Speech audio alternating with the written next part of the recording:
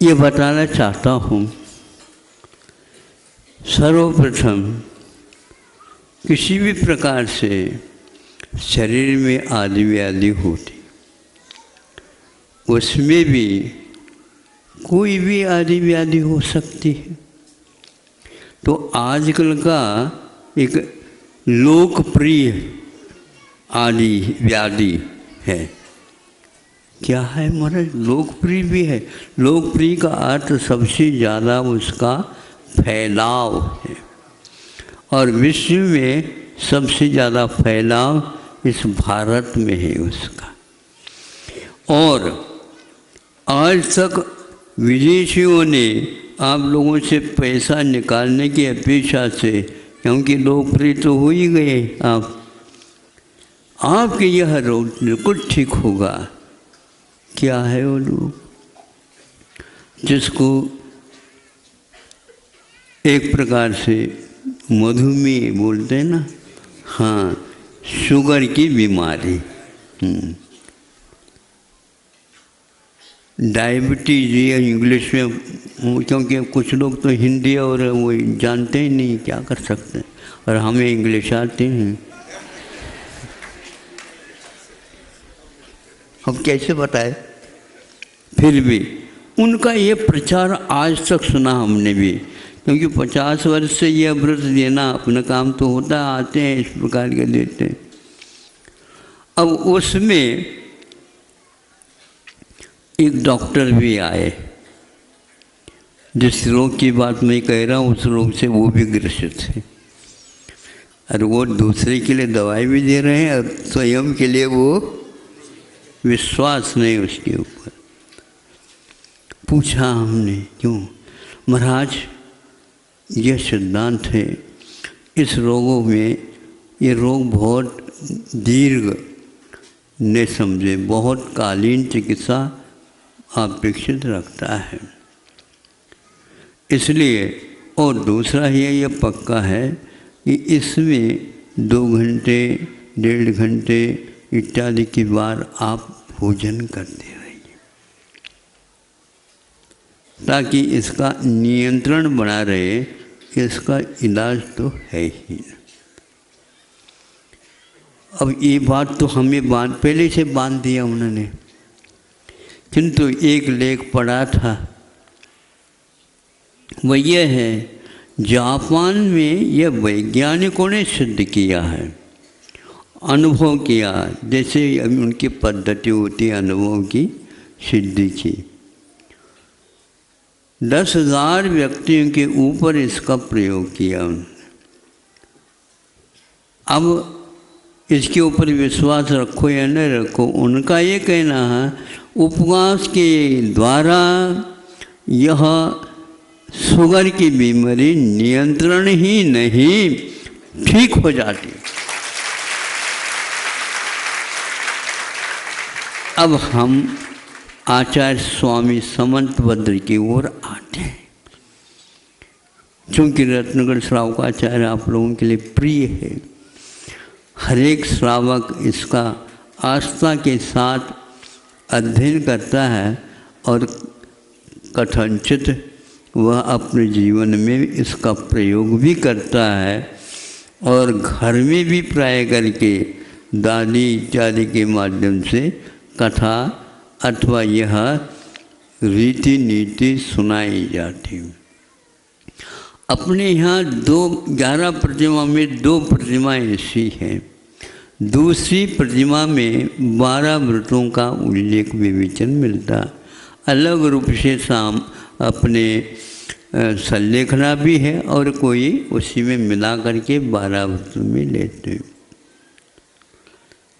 अब उसमें दूसरी प्रतिमा में एक प्रोषद व्रत है, एक प्रतिमा में एक व्रत है प्रोषद व्रत, और चौथी प्रतिमा में जाकर के प्रोषद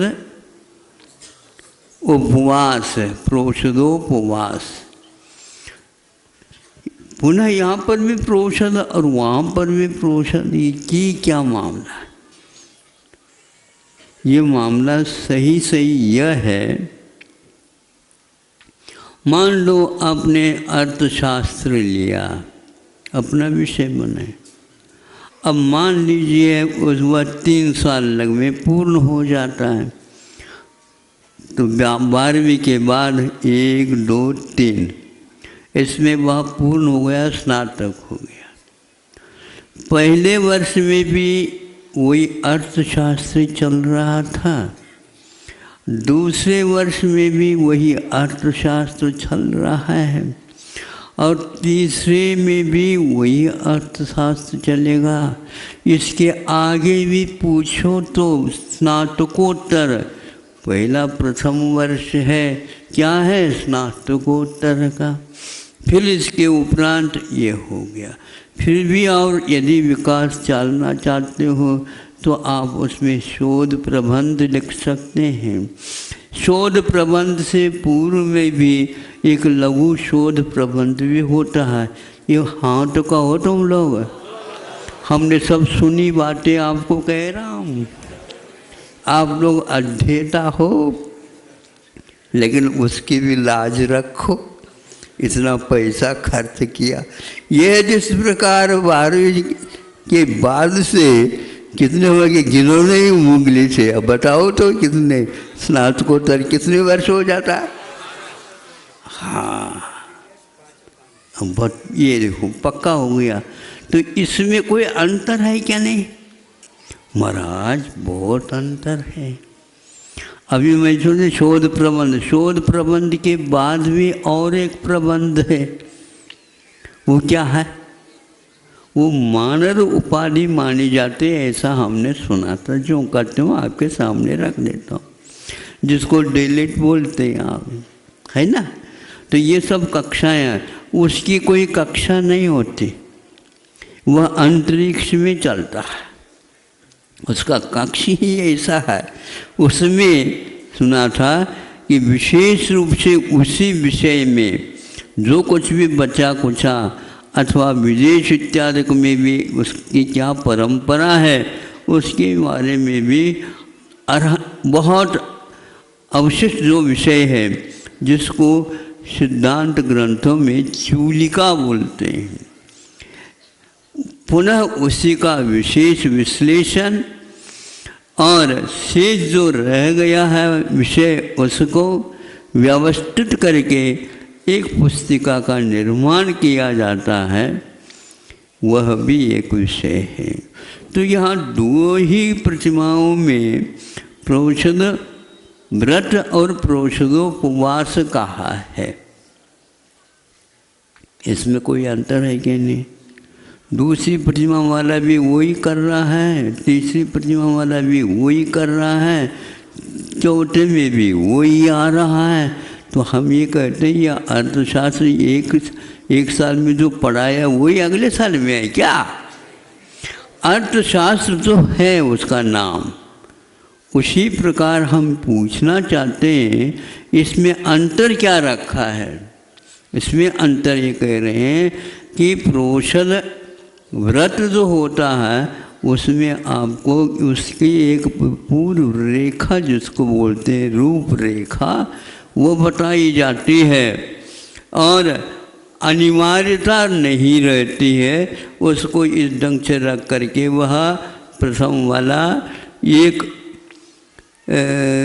एकमात्र व्रत करके ही रह सकता है, रहता है, आगे पीछे कुछ नहीं रहता।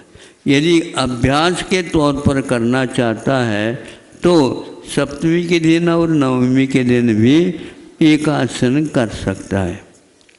इसको उन्होंने प्रोषद माना है। प्रोषद का अर्थ एक प्रकार से सकृत भुक्ति, सुन रहे हो? हाँ, यह एक बार भोजन करना, वो भी कब? अष्टमी के दिन नहीं, किंतु नवमी और सप्तमी के दिन एकासन करो, फिर इसके उपरांत बीच में उपवास रखो। हाँ, उसमें यदि चाहें एकासन तो करना पक्का ही है, तो ये भी, और नवमी और सप्तमी में भी। और यदि चाहें तो अष्टमी के दिन केवल पानी लेकर के भी आप कर सकते हो। ऐसे कहीं कहीं पर ध्वनियाँ निकलती हैं। ये क्यों कहा? यूँ कहा, इसलिए कहा कि इससे रोगों का निष्कासन भी जाइए। आज तो हमने धारणा कर ली। बुंदेलखंड में क्या कहते हो महाराज, आपने तो दी थी और हमने दी थी, हम तो साक्षी हो रहे, किसी भी प्रकार से आपका ये रोग छूट जाए। अब वह पानी शुद्ध जल का पानी का लेता है, धारणा से ही पक्का कर लेता है, तो ये 3 दिन एक प्रकार से मिल करके आपका सब ठीक होती। इसलिए वह जापान का उदाहरण हमने दे दिया। जापान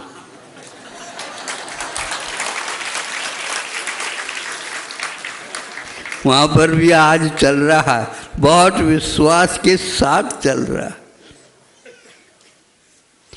कुछ भी नहीं लो, सबसे अच्छा है, क्योंकि इससे शुगर नियंत्रित हो जाता है। आपको या रत्नगढ़ श्रावकाचार्य के ऊपर विश्वास है या जापान के ऊपर? वैज्ञानिक सूत्र है तो वही करो। हमारे आचार्यों ने पहले ही थीसिस लिखी और आज आप लोग पढ़ करके वही व्यवसाय करने में लगे हुए हो। अपने आप को निरोग बनाना है क्या? नहीं। हाँ, सैंपल के गोली आ जाती हैं, सैंपल में दवाइयाँ आ जाती हैं, सैंपल में अपने मरहम पट्टी आ जाती, सारे उसी को खा लेते और पैसा भी बचा लेते। ऐसा हो रहा है। भारत को हुआ क्या? ये पागलपन ऐसे क्यों हुआ है? वहाँ से पहले वर्षों तक तो उसका नियम का पालन किया, वह और ज़्यादा गड़बड़ में आया। वह रोग तो ठीक होगा ही नहीं, किंतु वह आपका मरण से तो बचा देता है, लेकिन जीते जी मर जा, ये हो रहा है। साइड में, इनसाइड में कुछ भी हो, साइड इफेक्ट क्या अर्थ होता है सुंदर जी?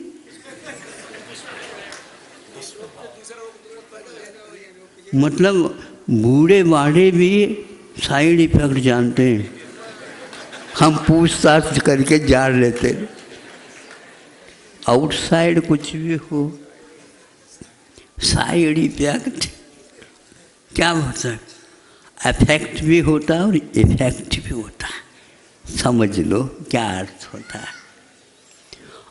अब चालू कर दिया नहीं, यदि शुगर की बीमारी के ऊपर इसके ऊपर नियंत्रण ही नहीं, उसको ठीक करना चाहते हैं, तो आपकी धारणा के दिन कुछ भी नहीं बनता तो कम से कम केवल पानी लेकर के आ जाओ।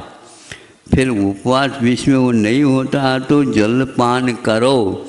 फिर नवमी के दिन एकासन कर लो, पहले बनाओ और छुल्लकों को इत्यादिकों को दो। फिर इसके उपरांत आप ठूस ठूस करके न खाओ।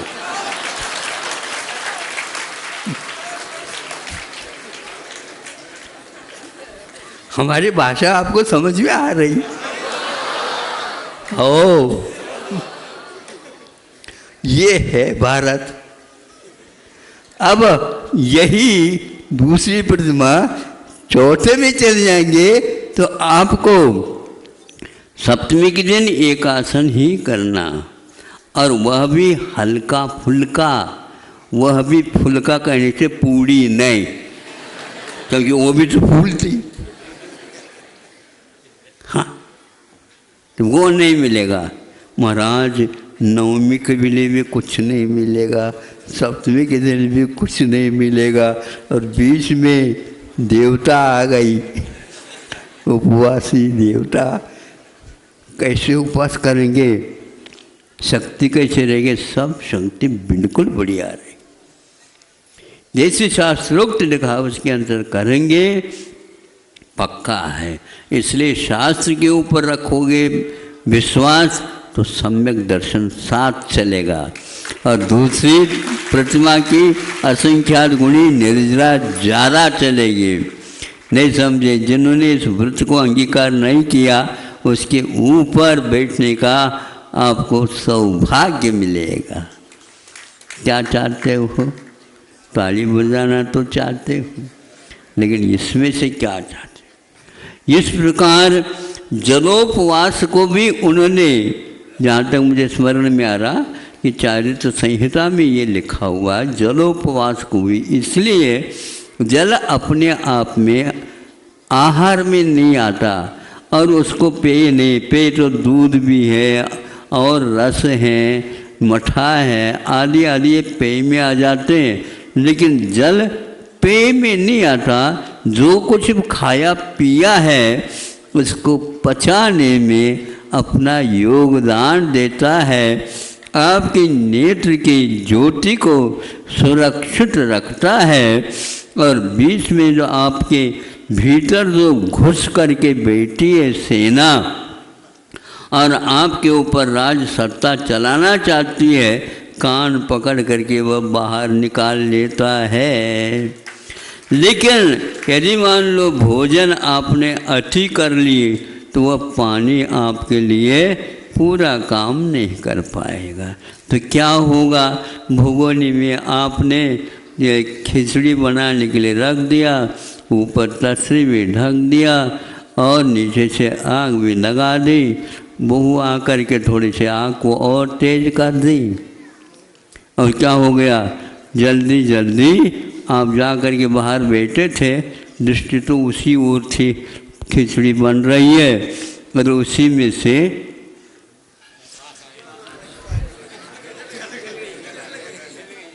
हाँ हमारे यूँ करने से आपको ज्ञान कैसे हो गया? मैं सोचता हूँ अब विज्ञान आपके पास आने वाला। हाँ कैसे महक आ रही है? नहीं महाराज, बास अथवा बदबू। अब खिचड़ी पक गई। क्या हो गया? पक गई। भागते भागते आ गए, एक ही बार में समझ में आ गए तो बहुत अच्छा। तो पानी पे ले लिया आए और ऊपर से उसको पानी डाल दे। अब खिचड़ी क्या खिचड़ी, खाचड़ी ये हो गया। क्यों? क्योंकि आप अनुपात से सब कुछ डाला लेकिन पानी की ओर ध्यान नहीं दिया। इसलिए आपको आधा भोजन करना है और दुगना पानी पीना है। दुगना का तो दुगना ही नहीं है, वो नीचे की ओर भी जाकर के जो बैठा है आहार एक भाग, उसमें भी जाता पानी, क्योंकि ये तरल है। जहाँ तक वह भीतर भी भरता हुआ और जो आधा था आप वहाँ तक पानी आ गया। फिर इसके उपरांत 4 आना, ये आधा हो गया तो 4 आना और पानी पी लो। समझे? ये आचार्य महाराज जी की बात मैं कह रहा हूँ, अपने तरफ से नहीं। ये हो गया, फिर 4 आना और भर दिया तो 12 आना हो गया। तो एक कितने 3/4 हो गया और 1/4 रिक्त रखा। क्यों रिक्त रखा? वह श्वासोच्छ्वास के लिए मदद कर सके। इसको आकाश तत्व बोलते हैं। सुन रहे हैं? समय आपका हो गया। आज प्रोषद करना हो तो प्रोषद करो, आज एकाद जलोपवास करना हो तो जलोपवास करो, अथवा आप केवल जल ले करके रहना चाहते तो रह सकते हो। इस प्रकार आज आपके सामने कि एक प्रकार शोध ग्रंथ के साथ साथ हमारी परंपरा से आती हुई जो आगम की परंपरा है उसके ऊपर दृढ़ श्रद्धांड रख करके आप लोगों को ये बहुत अच्छा धन्यवाद है, क्योंकि आपने बहुत शांति के साथ सुना। भीतर क्या खदबद हो रहा है आप जानो, लेकिन सही बात कह रहा हूँ। इसलिए जिसने यह विश्वास किया था कि मधुमेह शक्कर की बीमारी ठीक नहीं होती, आप दवाई लेते रहो और उसका सप्लाई हमारे पास भेजते रहो। हम एक पाई नहीं चाहेंगे। सर्वाधिकार सुरक्षित वाली बात यहाँ पर नहीं है, लेकिन आप लोगों का भी कल्याण हो इस पक्ष से आचार्यों ने जो बात लिखी है हम ही लोगों के लिए लिखा है और उन्हें अपने कर्तव्य को उन्होंने पूर्ण किया। धन्य है यह आचार्य परंपरागत जिनवानी श्रद्धा का विषय नहीं, ध्यान देने योग्य। यूं ही श्रद्धान कर लो ऐसा नहीं चलेगा, इसकी ओर ध्यान रखो और अपने आरोग्य को सुधारो तो वैराग्य दिन दुगनी, आगे बोलो, रात चौगनी। बिल्कुल इतनी यदि गुणित क्रम से होने लग जाए, मैं समझता हूँ ये वक्त छोटा सा वक्तव्य आपका कल्याण कर ही लेगा और उसके साथ हमारा भी कुछ हो ही जाएगा।